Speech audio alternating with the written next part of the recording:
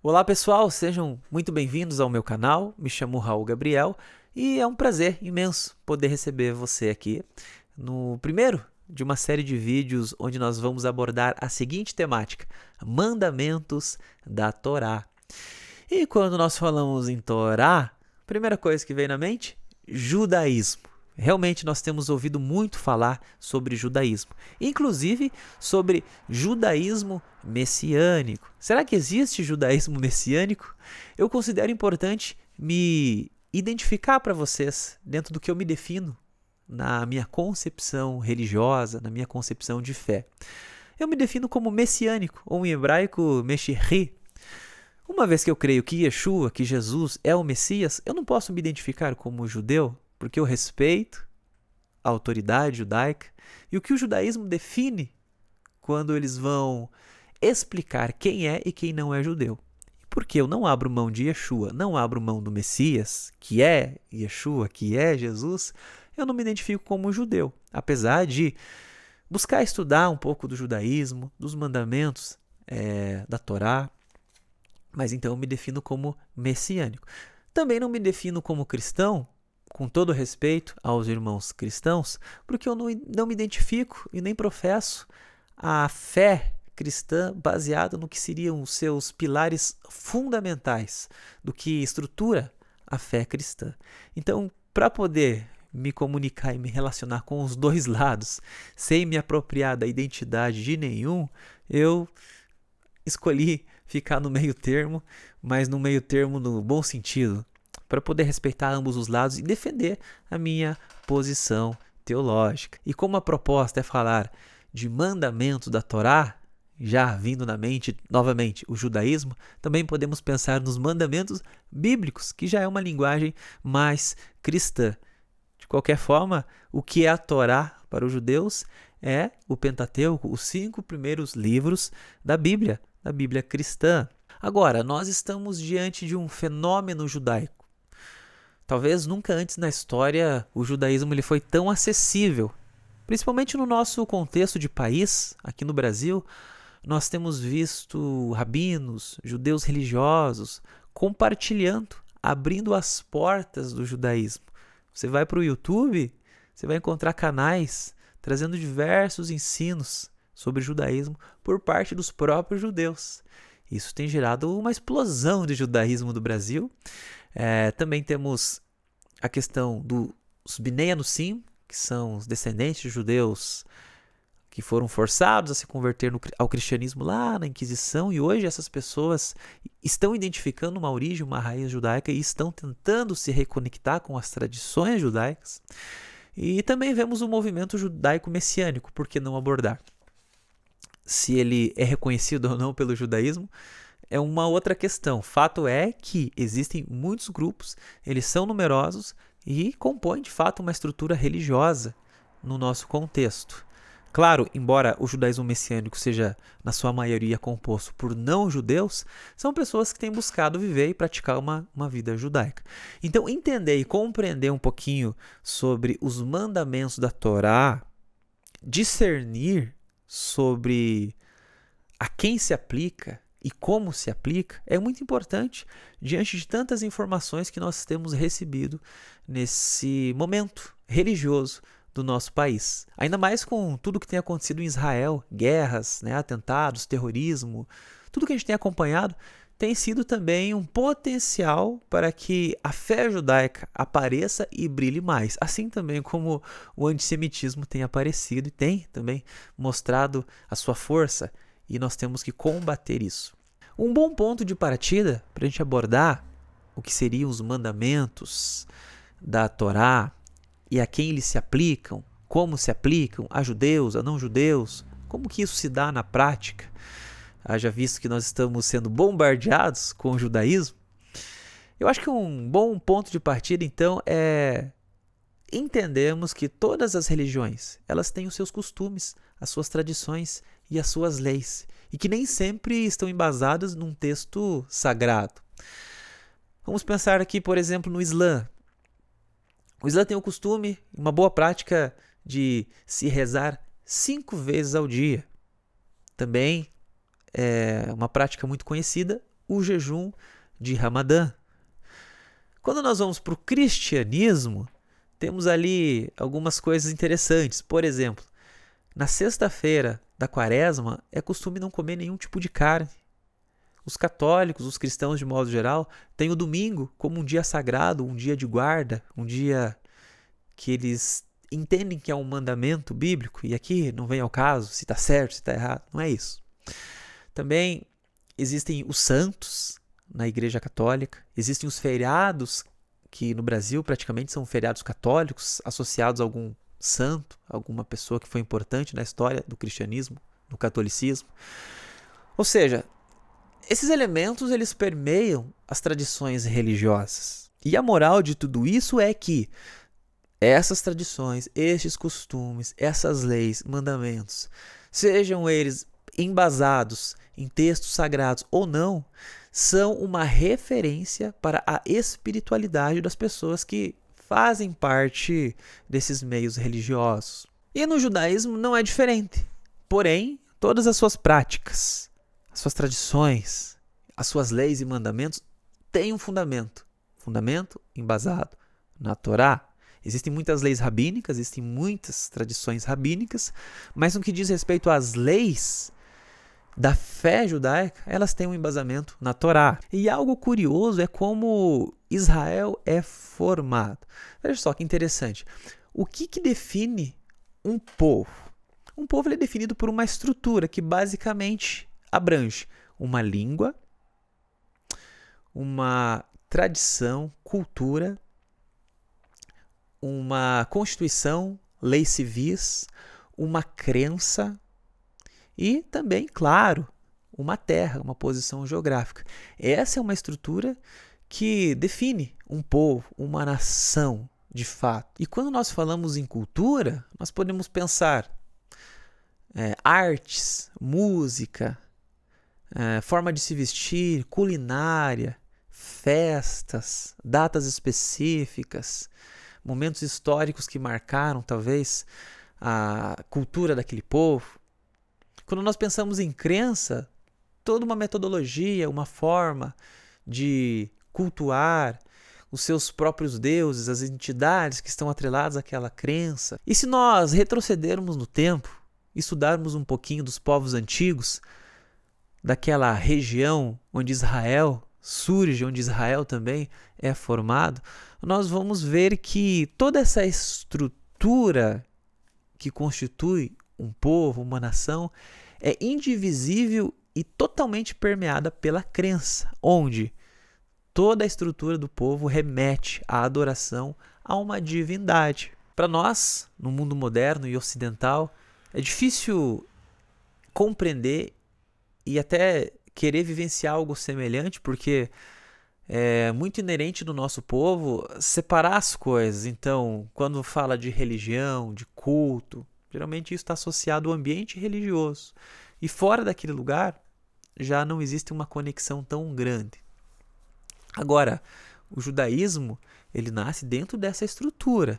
E isso é importante entender, que o judaísmo, em toda a sua estrutura de povo, também está apontando para a adoração de um Deus. Ou seja, o Deus de Israel, ele é caracterizado, ele é revelado, ele é conhecido através de toda uma estrutura que esse Deus dá àquele que ele chama de seu povo. Ou seja, é possível conhecer o Deus Criador através de olharmos, de observarmos e aprendermos com a história de Israel.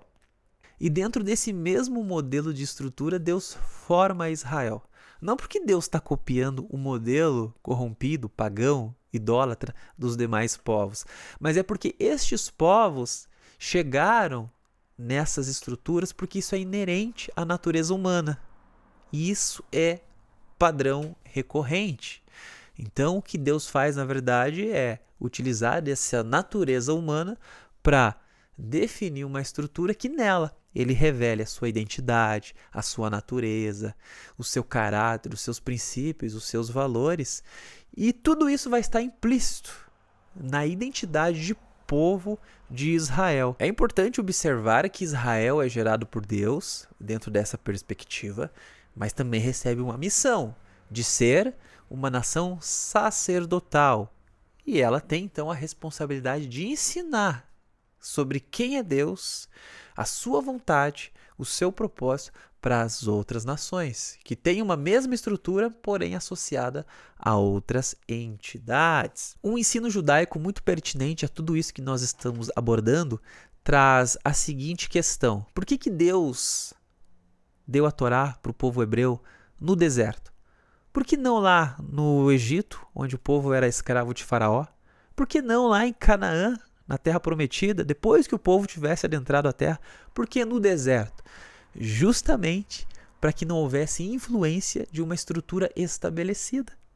O Egito já era composto por aquela estrutura que nós mencionamos anteriormente. E em Canaã, a terra não estava livre, haviam povos, havia cultura, havia tradição, havia deuses que Israel precisava se livrar e eliminar. Se Israel entra na Terra Prometida sem anteriormente ter recebido a Torá, eles estariam muito mais suscetíveis a aderir àquelas crenças, aquelas tradições, aquele regime social, enfim. E a gente sabe que mesmo recebendo a Torá no deserto, Israel acabou se desviando, acabou se contaminando, acabou sendo influenciado por povos que habitavam em Canaã. Mas no deserto é como se Israel fosse um bebê, uma folha em branco, e eles recebem toda a instrução divina num recipiente novo, em algo vazio, para ser constituído do zero. Isso nos deve fazer refletir sobre uma questão. Será então que Deus quer que todos os povos, todas as nações se tornem exatamente como Israel? Se Israel é nação sacerdotal, se Deus revelou a Torá para Israel dentro desse sistema, então talvez todos os povos também tenham que ir para um deserto, passar um tempo experimentando milagres, experiências sobrenaturais, tendo um conhecimento e uma revelação profunda sobre Deus, para que daí sim saia desse deserto com uma outra cultura, com uma outra identidade, totalmente transformados. Será que Deus quer isso de fato de todos os povos? Porque a gente volta naquilo que a gente falou no início. Existe um movimento judaico muito crescente no Brasil. E entender sobre os mandamentos é compreender de fato se Deus quer que nós vivamos e sejamos exatamente como Israel. Para a gente refletir um pouquinho melhor sobre isso, vale lembrar a história de Nínive, em que o Eterno ele envia o profeta Jonas para propor arrependimento para aquele povo. Veja, Deus não envia Jonas para pregar uma conversão completa ao judaísmo, abraçando todos os mandamentos, todas as leis da Torá, mas a proposta é um arrependimento em camadas, em níveis mais simples da justiça humana, da questão moral e tudo mais. E o povo se arrepende, o povo ouve Jonas, e Deus poupa, e Deus concede vida, porque Deus iria exterminar aquela população. Alguns dizem que ali foi um arrependimento para que o povo não morresse naquele momento, mas que se eles não fizessem uma conversão ao judaísmo, lá no dia final do juízo e tudo mais, todo o povo seria condenado. O que eu acho incoerente, porque se isso fosse verdade, então estaria muito claro que a proposta para Nínive seria de abraçar toda a Torá e se vincular ao judaísmo, porque a Bíblia ela fala a respeito do prosélito, daquele que adere ao judaísmo, daquele que se converte ao judaísmo. E não é uma proposta para Nínive. Tampouco acredito que no juízo, no tribunal divino, o ninivita vai ser condenado. Mas é algo para a gente refletir. Se, para que Israel se tornasse Israel nessa estrutura, precisou passar por um grande processo de povo em um deserto, será que é pertinente a gente dizer que todos os povos, todas as culturas precisam se tornar judaicas, israelitas? É uma coisa a se refletir. Um outro ponto que pega bastante é o Concílio de Jerusalém, que está lá em Atos dos Apóstolos. Ali existe uma pressão da parte da comunidade judaica para que aqueles não-judeus que estão recebendo Yeshua, Jesus, eles façam a circuncisão e abracem toda a lei de Moisés. E ali, a gente sabe, tem um grande debate e a conclusão é que aos não-judeus algumas regras mínimas deveriam ser exigidas. Daí existem dois lados, duas visões religiosas sobre essa temática. Uma é que, de fato, essas são definitivamente as leis que são destinadas e devem ser exigidas dos não-judeus. Outros dizem que ali é só o início de um processo de conversão. Afinal, Moisés é ensinado em todas as sinagogas em todo sábado. E que no decorrer do percurso, em algum momento, essas pessoas teriam maturidade para daí sim concluir um processo de conversão e aderir todo o judaísmo. Será? Até porque a gente não vê em nenhum outro momento os apóstolos abordando esse assunto novamente. Até porque eles abordam, eles se relacionam, eles interagem com pessoas que já estão mais maduras na fé. Será que em algum momento não apareceria que alguém chegou e concluiu o processo de conversão? Será que em algum momento os apóstolos não teriam abordagem dizendo: poxa pessoal, vocês já estão na caminhada um bom tempo, já passou da hora de vocês saírem daquelas regras mais elementares e agora avançarem, né? Então são coisas que a gente tem que refletir e pensar para que não sejamos enganados. Eu defendo que sim, os mandamentos de Deus são para todos os povos. Porque se Israel é uma nação sacerdotal, não tem sentido ser sacerdote se não tiver para quem exercer esse sacerdócio. E se Israel como povo é sacerdote, obviamente é um sacerdote então para outros povos. Mas se a Torá é para todos os povos e a responsabilidade de Israel como nação sacerdotal é ensinar a Torá para todas as nações, como isso deve ser absorvido por nações que já têm a sua identidade, já têm a sua tradição, já têm a sua cultura, já têm as suas religiões? E será que todos precisam se tornar israelitas? Será que todos precisam se tornar judeus?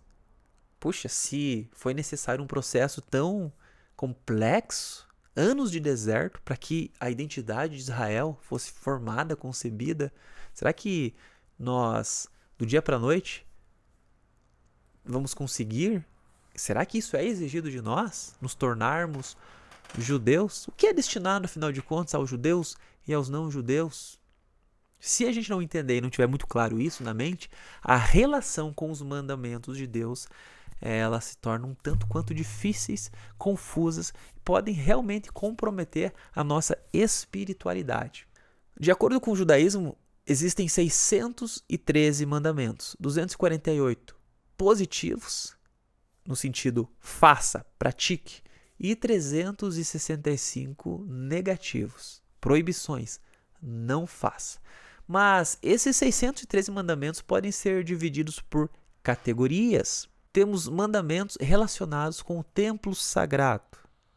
Temos leis e mandamentos atrelados à terra de Israel. Temos leis e mandamentos que se aplicam somente a sacerdotes e levitas. Temos mandamentos que são apenas para os homens, assim como mandamentos que são apenas para as mulheres.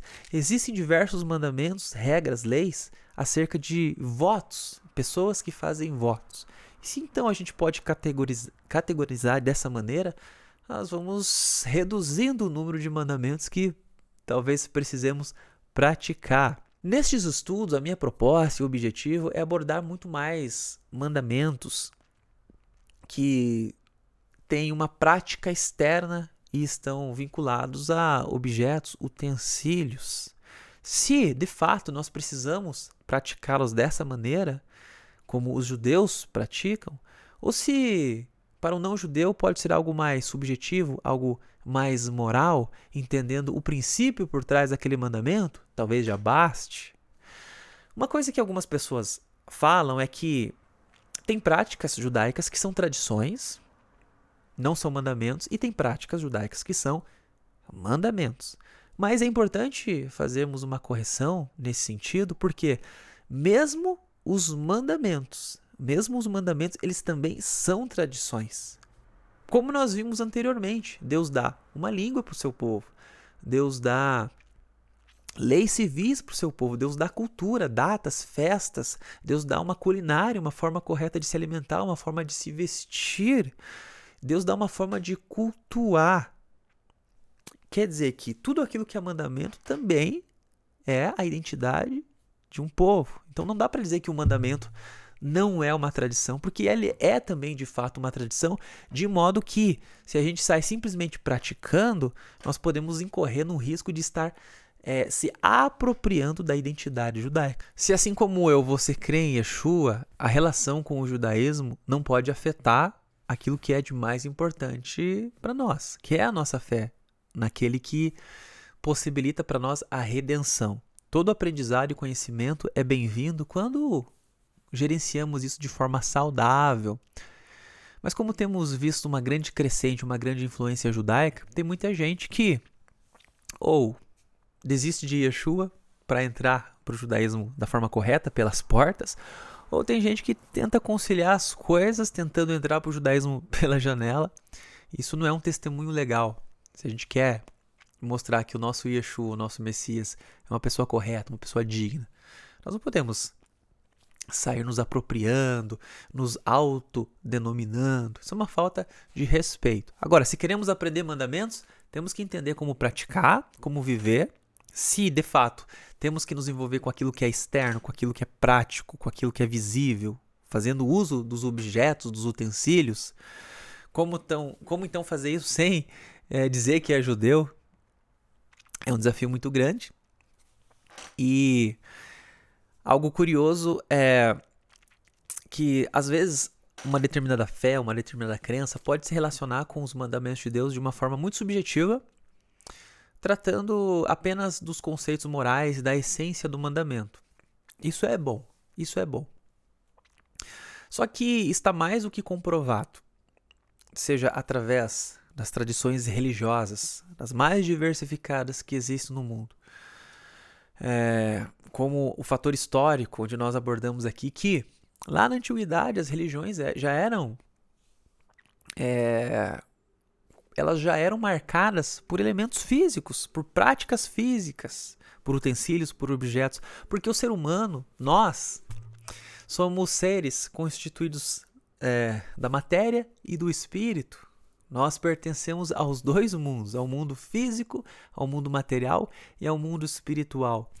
E muitas das vezes, para exercer algum tipo de fé, algum tipo de espiritualidade, nós necessitamos de algum ponto de contato, como algumas religiões falam. E na Torá Deus dá esses métodos, Deus dá esses elementos. E nas religiões que procuram dizer que a Torá não precisa ser praticada, que a Torá Jesus já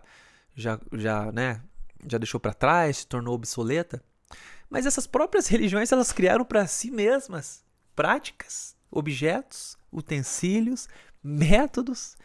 Então, com a boca elas negam o princípio da prática dos mandamentos, mas com a natureza humana elas expressam que isso é muitas vezes necessário. E às vezes o que acontece também é que uma pessoa que tenta viver uma crença, uma fé mais subjetiva, mais definida no campo intelectual, no campo moral, ela perde as referências. Às vezes você vê a pessoa com um certo padrão comportamental, um certo padrão de vestimenta, lugares que ela frequenta, relações que ela estabelece. E que, a pessoa procura ser moral, mas muitas vezes não existe um filtro e algumas coisas passam muito batido.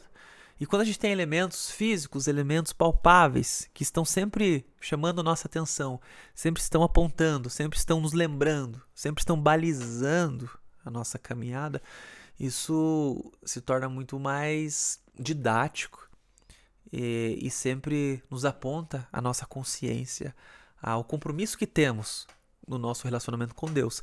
Então é notável que um indivíduo de uma tradição religiosa, que ele entenda os mandamentos mais no campo moral, mais no campo subjetivo, tenha mais dificuldades, mais erros, mais falhas, necessita de um aperfeiçoamento, de uma lapidação, é um diamante bruto.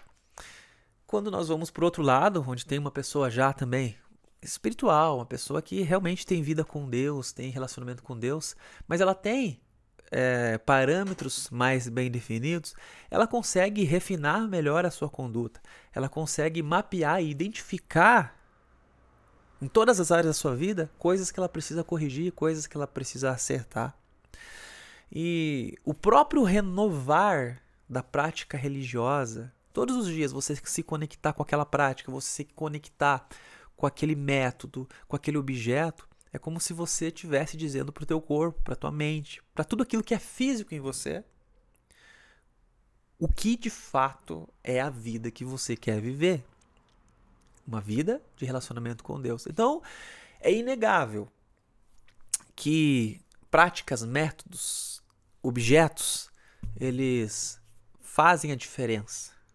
A gente pode cair, claro, na questão da idolatria, a gente pode cair na questão de tratar as coisas como um amuleto, colocar nossa fé nos objetos, dar um valor exagerado para a prática, fazer uso da prática muito mais para se identificar como pertencente a um grupo. Claro, esses são problemas inerentes. De qualquer maneira, o ser humano ele vai pender para um lado ruim.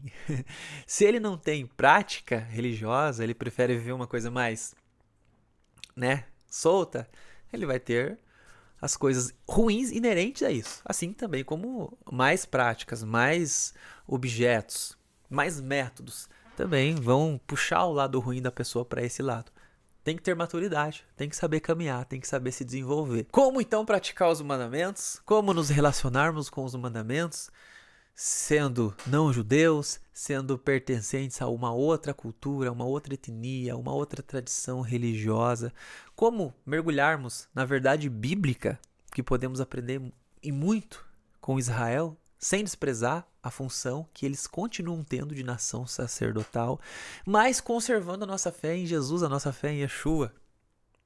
Isso é uma pergunta que nós vamos responder, abordar, tratar disso tudo nos próximos vídeos, quando de fato falarmos de mandamentos específicos. Muito obrigado pela sua atenção. Espero você na próxima. Curta aí, compartilha. E espero que tenha sido de alguma maneira edificante.